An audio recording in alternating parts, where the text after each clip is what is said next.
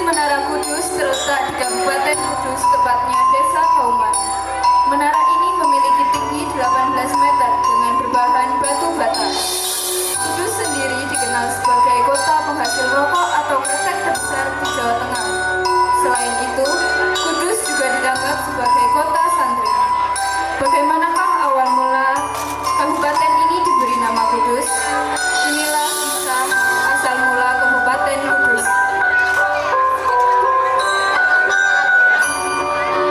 Suatu ketika, bermukimlah seorang pedagang Cina bernama Sungging. Sungging sendiri merupakan pedagang Cina yang beragama Islam. Selain berdagang, Sungging yang ahli ukir itu mengembangkan keterampilannya mengukir di rumahnya. Lama-kelamaan, keahlian Sungging tersiar sampai ke istana Majapahit, sehingga dipanggillah ia untuk mengukir hiasan-hiasan keraton. Dengan tekun, Sungging mengukir hiasan keraton hingga berubah menjadi semakin cantik. Setelah pekerjaan besar itu selesai, ditanyalah Sungging, apakah yang kau inginkan dari Majapahit? Mohon ampun Tuanku Raja, sekiranya diizinkan, berilah saya sebidang tanah di tempat di mana saya bermukim selama ini. Mengapa tidak memohon hadiah emas permata atau putri Majapahit yang cantik jelita? Benar, wahai Tuan, apakah engkau tidak ingin bersama denganku?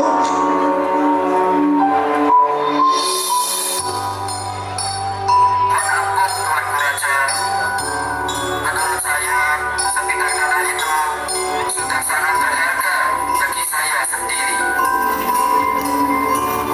Tanah itu kalau dapat dicakuli sampai menghasilkan emas permata yang sangat indah.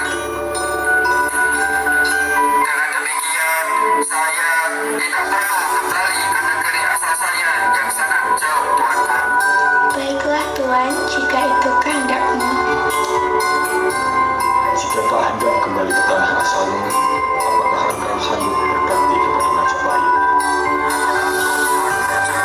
Sekiranya diizinkan, saya ingin mengabdi kepada Tuanku dengan segenap hati. Sungging pulang ke desanya dan mendirikan sebuah perguruan ukir. Semakin banyaknya orang yang belajar mengukir di perguruan itu, desa itu pun dikenal dengan nama Sunggingan. Hal itu memikat perhatian Raden Patah yang sudah berhasil mendirikan kerajaan Demak. Sementara itu, di sebuah desa di Demak, hiduplah seorang syekh sekaligus ulama besar bernama Syekh Jafar Sodik. Beliau pernah membantu memberantas wabah penyakit di wilayah Palestina. Berkat doa Syekh Jafar tersebut, kedua amir Palestina kagum dengan Syekh Jafar.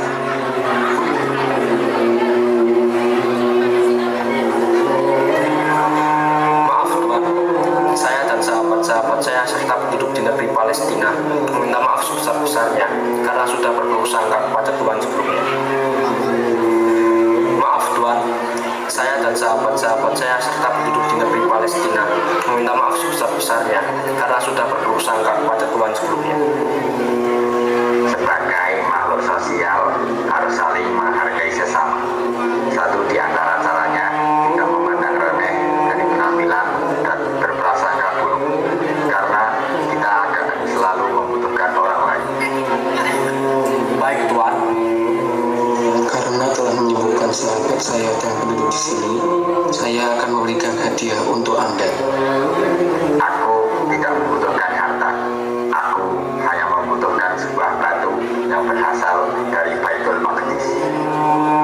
Sang amir pun menjanjikan apa yang diinginkan oleh Sunan Kudus. Batu itu dibawa ke tanah Jawa dan dipasangkan di pengimaman Masjid Kudus yang didirikannya. Setelah kembali ke Pulau Jawa, Syekh Jafar Sodik menjadi senopati di Kerajaan Demak. Raden Patah mengutus Syekh Jafar Sodik untuk mengislamkan Sunggingan. Sunggingan semakin ramai. Jika kau berkenan, berteguhlah di sana. Kelak, Sunggingan akan menjadi kota yang besar. Aku akan segera melaksanakannya. Maka berkemaslah Syekh Jafar Sodik untuk segera hijrah dari Demak Bintaro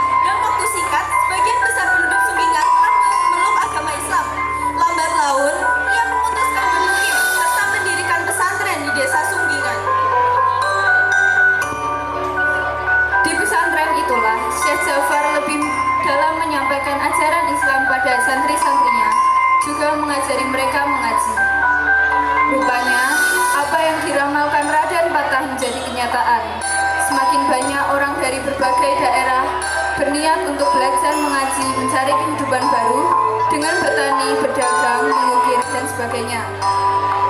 Desa Sunggingan yang dirintis oleh Sungging dan semakin berkembang setelah